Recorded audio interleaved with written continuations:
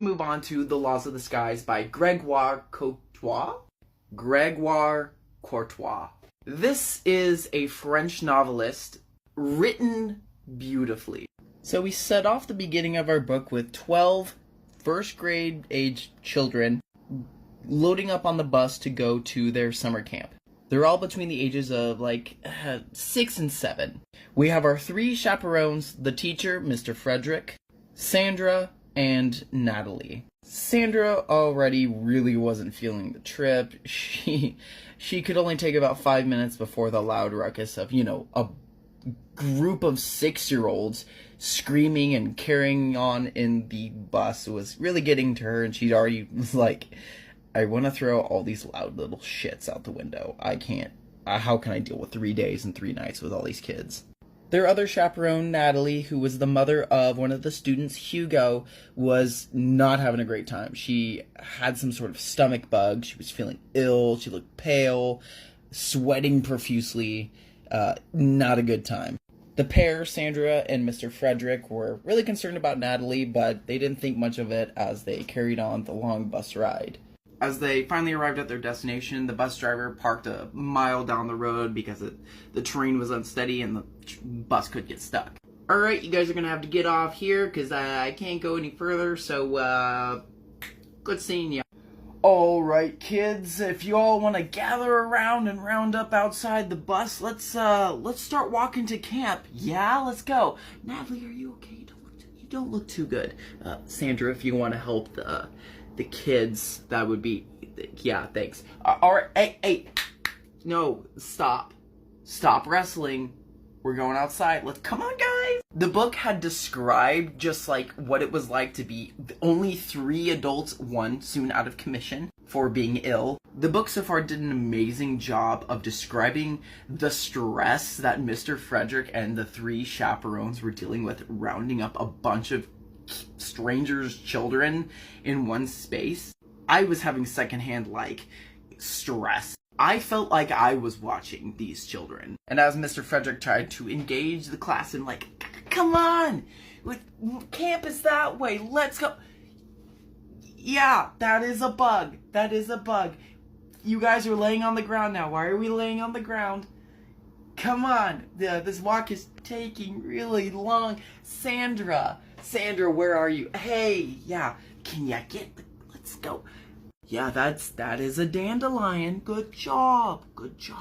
Hike was taking way longer than they would like to because all the kids were either crouching and playing with bugs or picking up plants. That is something I would totally do on a field trip. And we meet one of our first kids, Enzo, who is described as a really disturbed, creepy little boy. This kid may have a really rough home life, and it shows. So Mr. Frederick is distracted by all these kids, and out of his periphery, Enzo, foot raised over a snail, asks, "What would happen if you stepped on a snail?" The book described Frederick can't tell if the smile on Enzo's face resembled childlike excitement or something sick and deranged. Couldn't tell. This kid, froze the energy in the room if he was around you. Nobody liked Enzo. He was just weird. And before Mr. Frederick could, hey, you shouldn't do that, Enzo, crushed the snail, and Lilu, one of the little girls that was standing right next to him, he made, eye contact with her and just started cackling. And he, Naruto ran right into the woods and yeeted around everybody. He had, deranged zoomies. And Lilu was scarred because she witnessed this little murder. And now we hop to 3 really close friends. Nathan, Louis, and Ossia? It sounds like ocean, Ocean, but I wrote her name down in my notes as Sia. They are described as the bestest friends ever, the trio. They're off playing pretend in the woods. Nathan definitely has a little crush on Ocean.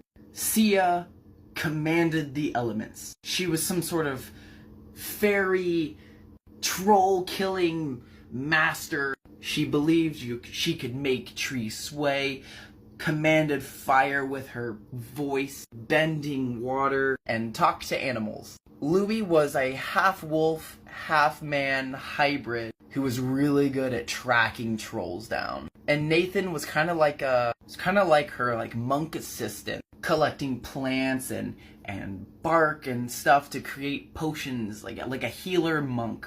Ugh, the nerd is showing. Nathan also, of course, since he was in love with Sia, carried all of her things and just kind of followed her around like a little puppy. And this is where the three friends are like troll hunting, you know, stumbled up into the woods, kind of following their classmates, and they heard a noise. And they stumbled upon Natalie, the sick chaperone, violently vomiting and shitting her brains out in the woods. And like she met the gaze mid-exhaustion of her body just rejecting everything. And the kids, you know, I probably would have giggled, but like they were really concerned. They're like, "Miss Natalie, are you okay?" "Oh, I'm fine, kids. Just go play. Go play. I just need a moment, okay?"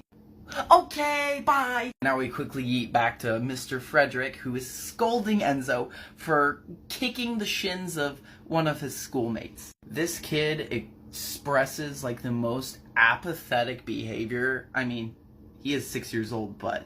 "Enzo, why did you kick Jasmine?" "She was in my way." "You couldn't have asked her to move nicely." "There's no point in talking to certain kinds of people like her. Sometimes you just need to smack them." "And who told you that?" "My dad.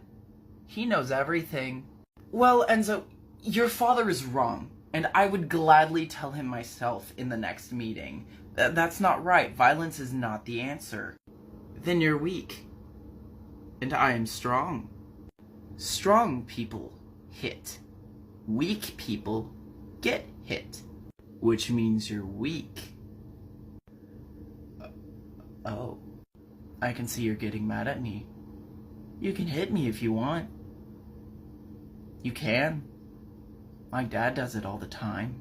Fred is like standing there like, what the hell do I do with like this 6-year-old? I can't put my hands on him. I feel so much anger, but I can't do anything. He's not my kid. Bruh.